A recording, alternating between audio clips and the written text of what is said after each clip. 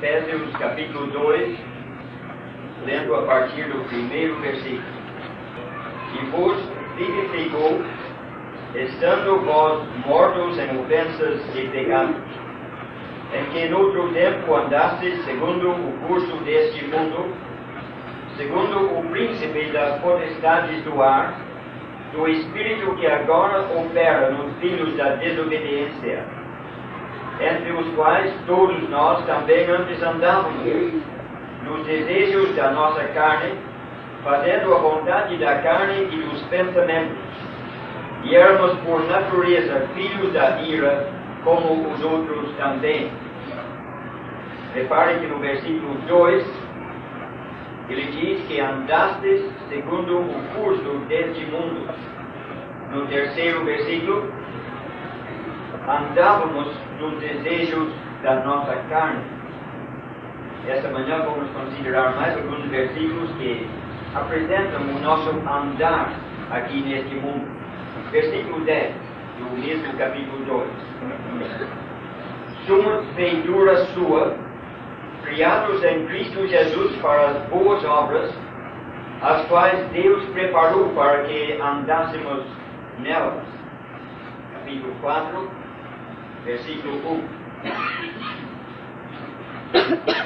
Rogo-vos, pois, eu, o preso do Senhor, que andeis como é digno da vocação com que fostes chamados, com toda humildade e mansidão, com longanimidade, suportando-vos uns aos outros em amor, procurando guardar a unidade do Espírito pelo vínculo da paz. Versículo 17. E digo isto e testifico no Senhor, para que não andeis mais como andam também os outros gentios, na vaidade do seu sentido, entenebrecidos no entendimento, separados da vida de Deus pela ignorância que há neles, pela dureza do seu coração, os quais, havendo perdido todo o sentimento, se entregaram à dissolução, para com avidez cometerem toda a impureza. Mas vós não aprendestes assim a Cristo. Capítulo 5 e o primeiro versículo. Sede, pois, imitadores de Deus como filhos amados, e andai em amor, como também Cristo vos amou, e se entregou a si mesmo por nós, em oferta e sacrifício a Deus, em cheiro suave. Versículo 8. Porque noutro tempo eres trevas, mas agora sois luz no Senhor. Andai como filhos da luz, porque o fruto do Espírito está em toda bondade e justiça e verdade, aprovando o que é agradável ao Senhor. E não comuniqueis com as obras infrutuosas das trevas, mas antes condenai-as. Versículo 15. Portanto, vede prudentemente como andais, não como nécios, mas como sábios, remindo o tempo, porque os dias são maus. Só isso que vamos ler. Deus há de abençoar ricamente esta leitura da sua palavra.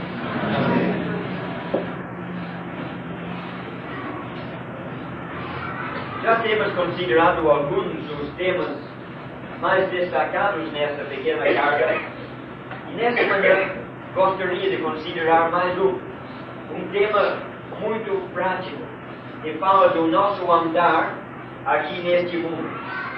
É verdade que nesta carta temos algumas das doutrinas mais sublimes e mais profundas, mas é justamente nesta carta onde a doutrina se destaca que temos tanto ensino a respeito do nosso andar. Porque se Deus dá uma doutrina, um ensino, não é simplesmente para que nós possamos ter conhecimento daquela doutrina. Sempre que Deus dá doutrina, Ele tem em vista o nosso andar. Ele nos ensina para que possamos servi-lo melhor, para que sejamos verdadeiros discípulos. Todo cristão deve ser um discípulo do Senhor. Eu não sei o que você entende pela palavra discípulo, mas eu acho que podemos definir essa palavra assim. Um discípulo é um que segue o Senhor para aprender dele. Ele está seguindo o Senhor para aprender. E invertendo isto, podemos também dizer que o discípulo é um que aprende do Senhor para que ele possa seguir mais de perto. Começando no capítulo 2, temos alguns versículos que descrevem o nosso andar passado. Naquele tempo, antes de conhecermos o Evangelho, quando estávamos mortos em ofensas e pecados, ele diz que naquele tempo andávamos segundo o curso deste mundo. Ele explica isto como sendo andar segundo o príncipe da potestade dos ares, o espírito que agora opera nos filhos da desobediência. Ele diz que naquele tempo nós andávamos, vivíamos como qualquer outra pessoa, seguindo o curso deste mundo.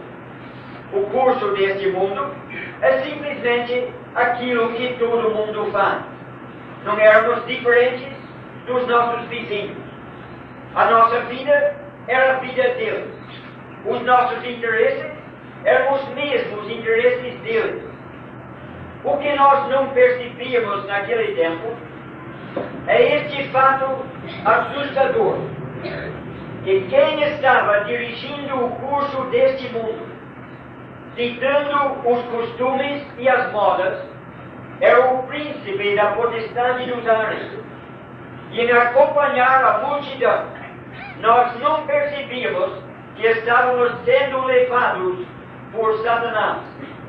É uma verdade que o mundo jaz no maligno. Ele é o príncipe deste século, ele é o Deus deste século. E ele dirige, e o mundo acompanha. E nós também andávamos naqueles caminhos, sendo levados por ele, e ao mesmo tempo estávamos fazendo a vontade da carne e dos pensamentos. Andávamos segundo o nosso próprio querer. E é interessante como estas coisas sincronizam. Atrás de tudo estava Satanás, guiando as massas no caminho largo e espaçoso. Todo mundo queria fazer isso, parecia agradável, estavam tão à vontade e nem perceberam que ele estava atrás. E nós também, em acompanhar a multidão, estávamos fazendo os desejos da nossa carne, do nosso pensamento. Pensávamos, nós somos livres, fazemos o que bem entendemos, nós não vamos ser escravos de ninguém, nem da Bíblia, nem das tradições religiosas, nós faremos o que bem entendemos. Pensávamos assim, mas era engano de Satanás. Ele estava nos enganando, levando-nos a pensar que aquilo que nós queríamos era realmente vontade nossa. É que ele estava atrás de tudo isso e acompanhando a multidão. Andávamos segundo o curso do mundo, segundo o príncipe das potestades do ar, segundo os desejos da nossa própria carne. Mas Deus, que é riquíssimo em misericórdia, Ele nos salvou. Hoje, eu lembro daquela noite, tantos anos atrás, no ano de 1952, quando Deus salvou um pobre e pecador, transformou a minha vida e mostrou um plano diferente. Se Ele me salvou, era para transformar a minha vida. E hoje cantamos um hino que eu acho maravilhoso. Que mudança admirável na vida provém, pois Cristo minha alma salvou. E essa mudança se vê no nosso andar. nos versículos 8 e 9, que pela graça somos salvos por meio da fé. Isso não vem de vós, é dom de Deus, não vem das obras. Você sabe muito bem disso. Quando Deus salvou você, não foi por obra sua, por alguma coisa que você fez, mas você foi salvo pelos méritos da obra de Cristo, não por obras nossas. Mas veja versículo 10. Agora nós somos feitura sua, criados em Cristo Jesus, uma nova criação, criados em Cristo Jesus. E Deus tem preparado boas obras e quer que nós andemos nelas. Não fomos salvos pelas boas obras, mas fomos salvos para andar em boas obras. As boas obras não são a base, a causa da nossa salvação, mas sim uma consequência dela. Lembra-se em Tito que Deus ajuntou para si um povo seu especial, zeloso de boas obras. Você pode examinar o Novo Testamento todo e vai perceber que em toda parte ele destaca isso, que nós que somos salvos devemos ser um povo caracterizado pelas boas obras. O nosso Senhor foi assim. Ele andou por toda parte, diz a Bíblia, fazendo o bem. E se somos discípulos dele, se somos cristãos, então temos de ser um povo zeloso de boas obras. Salvos pela fé. Mas a fé sem obras é morta.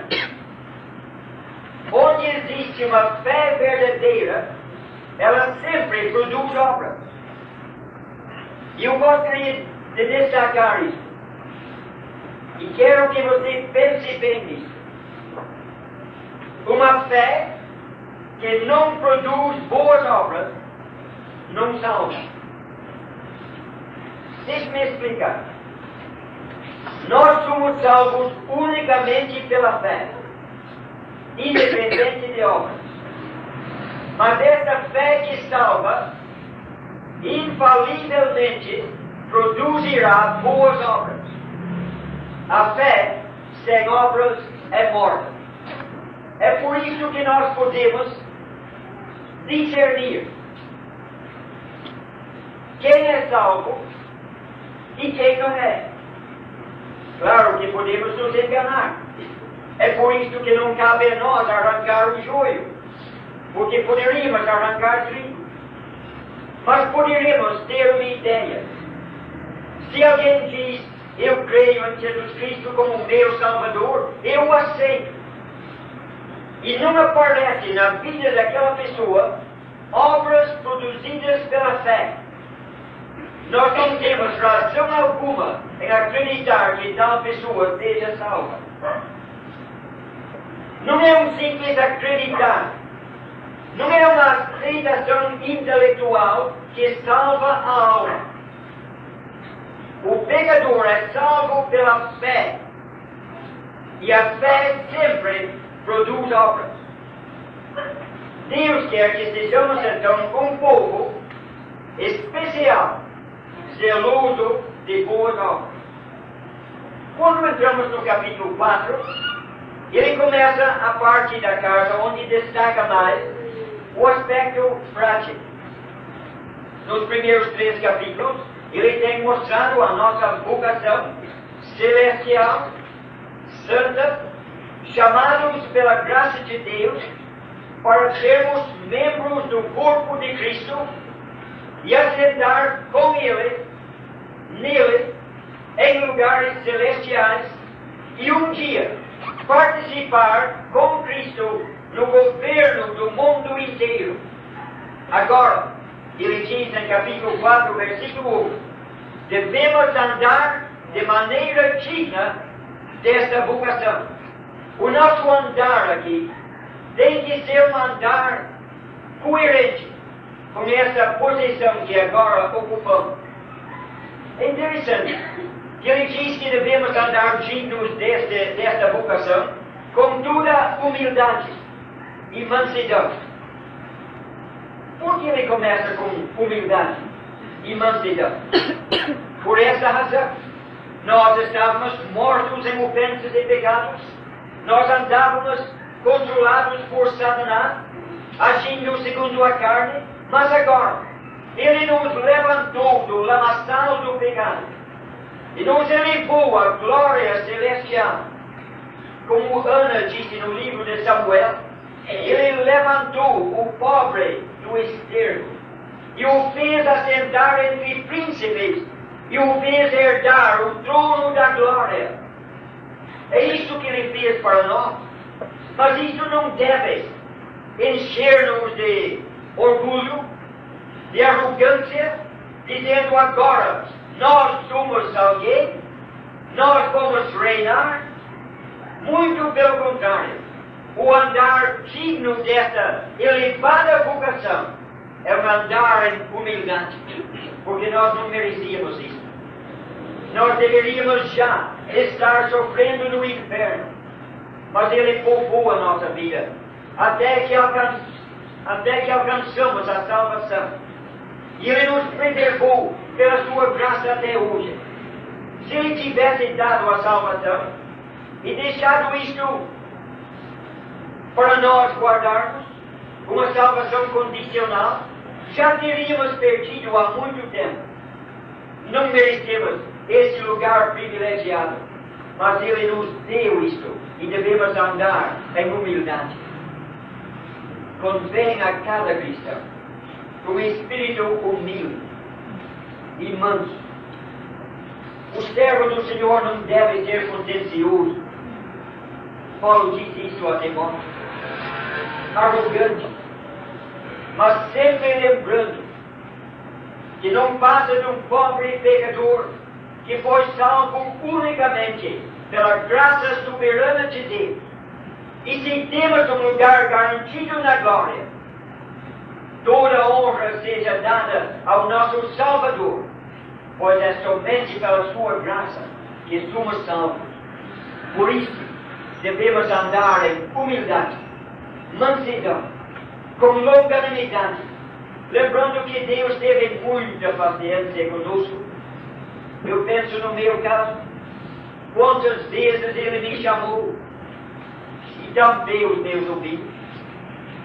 Quantas vezes Ele quis me salvar e recusei, mas Ele teve paciência, longanimidade, até que pela Sua graça Ele me conquistou.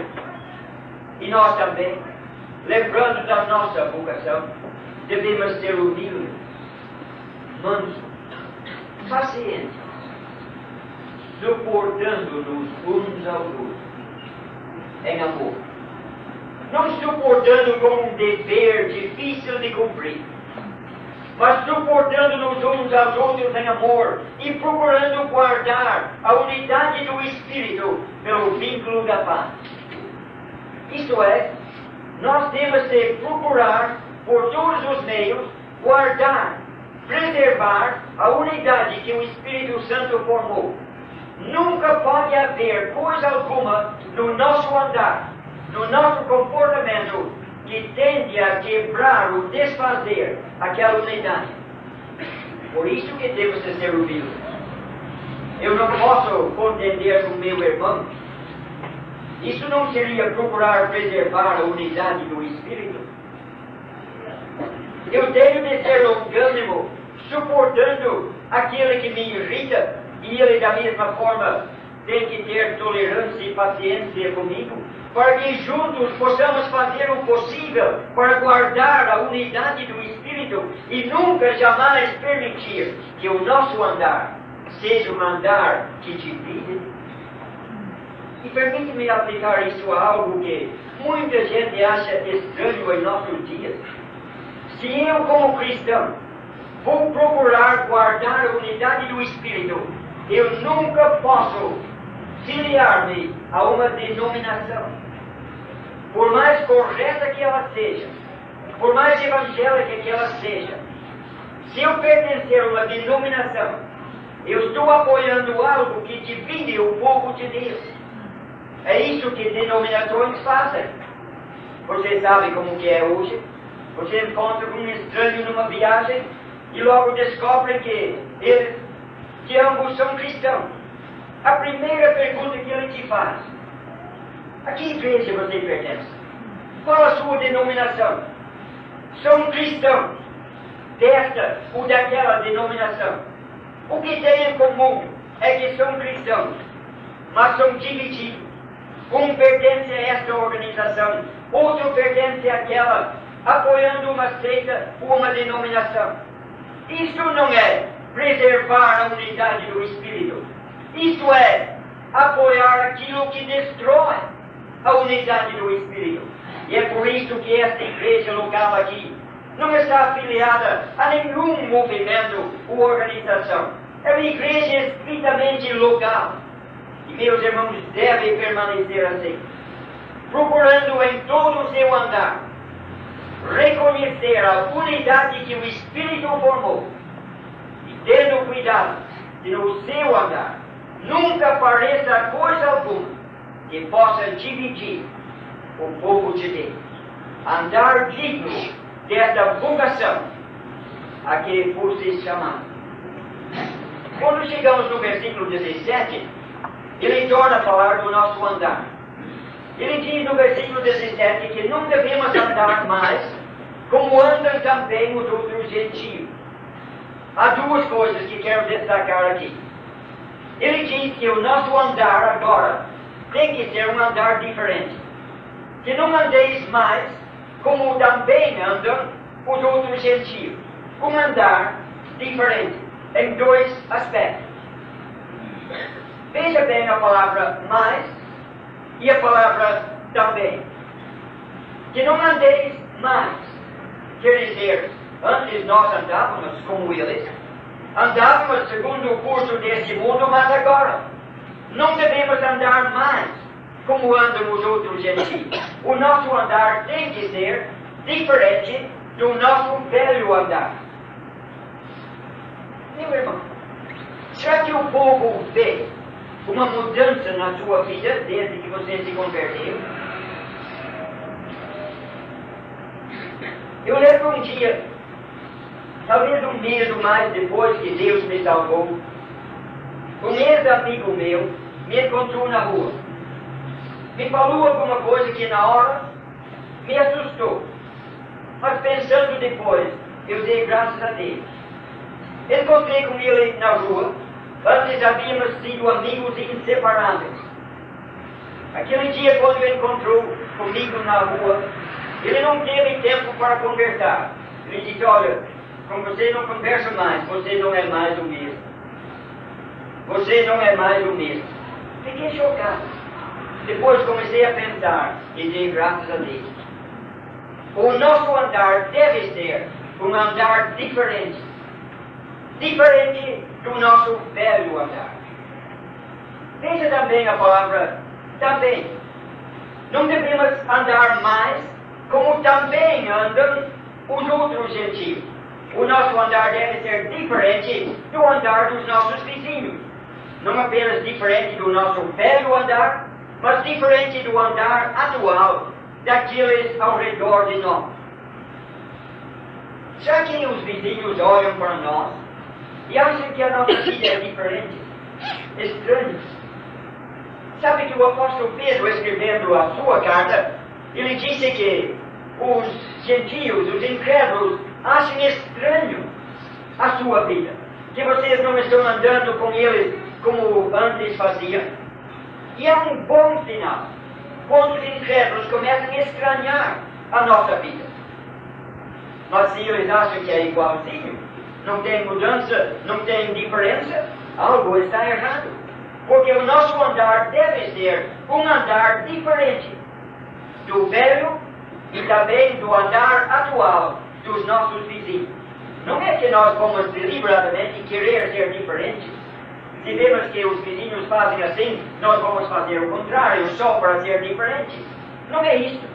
É o resultado de uma vida nova, de uma natureza diferente. Se você tem no quintal uma bananeira e uma laranjeira, essa laranjeira não vai produzir o mesmo fruto que a bananeira produz. Não porque a laranjeira olha para lá e vê, eu não quero produzir banana, eu vou ser diferente. Eu vou produzir algo diferente. Não é isso. É a natureza que produz algo diferente. E se nós estamos produzindo a mesma coisa que o vizinho, é que a natureza é a mesma. E devemos examinar o nosso coração para ver se houve ou não uma verdadeira conversão. O andar cristão, então, tem que ser um andar diferente. Isso vai afetar todo o nosso comportamento no lar, nas horas de lazer, no serviço, na nossa maneira de conversar e falar, nos nossos hábitos, na nossa maneira de vestir, enfim, em tudo o que fazemos. O mundo há de notar, tem alguma coisa diferente nesse povo. Agora chegamos no capítulo 5. Capítulo 5 temos mais 3 versículos que falam do nosso andar. Ele começa no versículo 2 dizendo que devemos andar em amor. E ele explica o que significa isso. Qual foi o resultado, a consequência deste amor? Ele nos amou e entregou a sua vida por nós. O amor o levou ao sacrifício. O amor o levou a dar a sua vida por nós. Agora, nesse contexto, ele diz, andai em amor, como também Cristo nos amou e deu-se a si mesmo por nós. Em outras palavras, se nós andamos em amor, nós vamos entregar a nossa vida por Ele, pois Ele nos amou e entregou a sua vida por nós. E desta forma, nós temos de andar em amor. Ele não está pedindo que sejamos mártires, sendo mortos.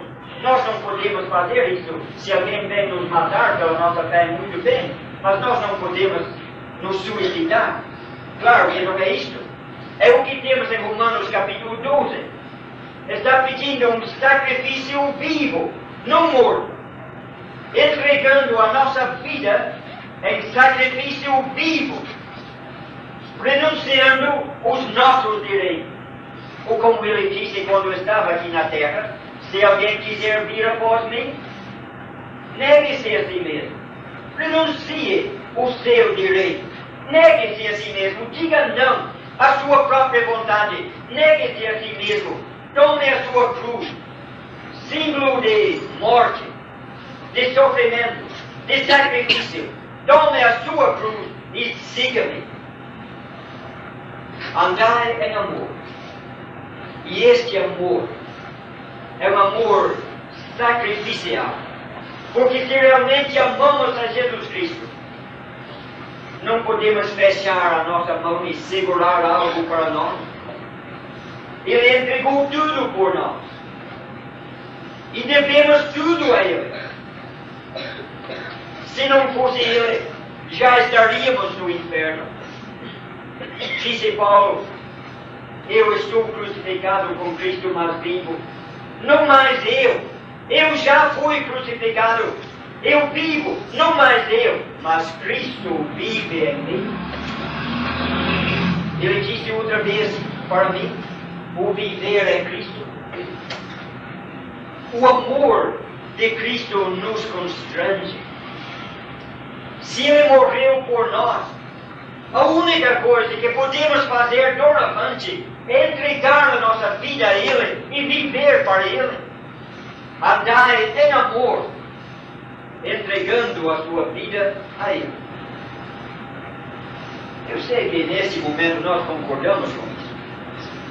E quando estamos sentados aqui dentro é muito fácil até dizer que entregamos tudo a Ele. Mas amanhã, quando estamos no serviço, sim, no serviço, no emprego, no lar, principalmente no lazer, Tem cristãos que procuram reconhecer o senhorio de Cristo nas reuniões, talvez no lar e no serviço, mas querem reservar um certo tempo. Precisamos de um tempo de lazer para nos divertir, relaxar um pouco, senão a gente não aguenta. E essa parte nós queremos controlar, reservar uma parte. E eu deixo esta pergunta com você. Se você contemplar a cruz de Cristo e ver o sacrifício que resultou do seu amor para conosco, você pode dizer que você ama Jesus Cristo e ainda reter uma parte da sua vida para si?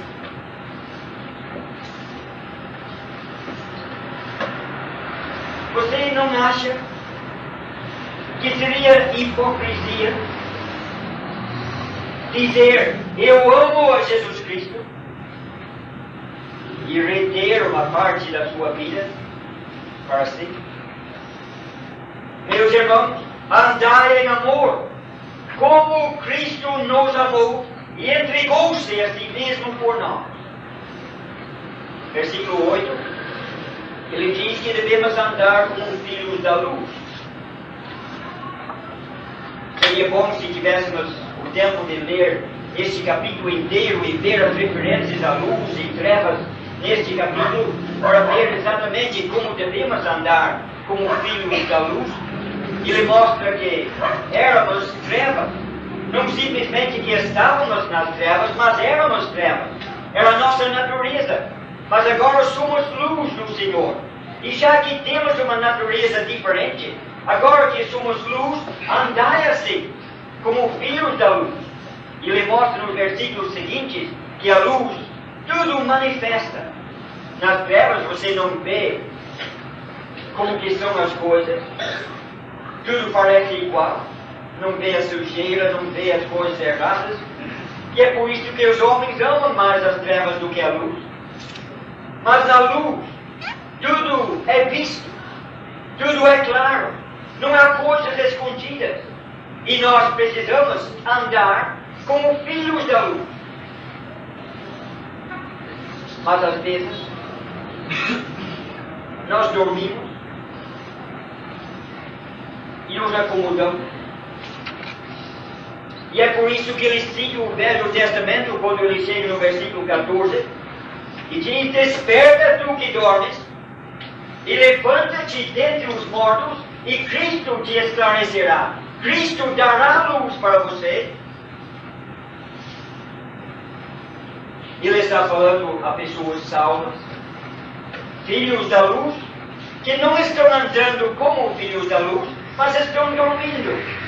E estão dormindo entre os mortos. Os mortos em ofensas e pecados.